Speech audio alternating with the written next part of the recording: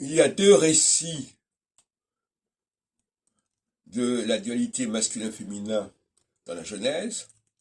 Au premier chapitre de la Genèse, dans le cadre de la création, il est dit que Adam est créé à l'image de Dieu, mâle et femelle.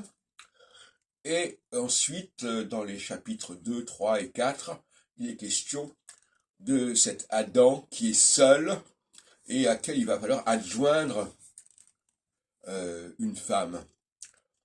Et on va les appeler Ish et Isha. Isha. Donc, bon. Donc déjà, il y a déjà un problème de nom qui est intéressant. Adam dans le premier chapitre, Ish, Isha dans les chapitres 2 et 3, etc. Et ça, il faut le dire.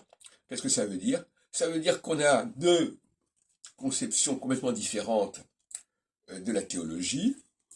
Une théologie créationniste où tout est bouclé dès le premier chapitre de Genèse, et une théologie démiurgique, si on peut dire, au sens du gnosticisme, où l'on va ajouter des choses, Dieu revient sur sa création première, et il va rajouter la femme, etc.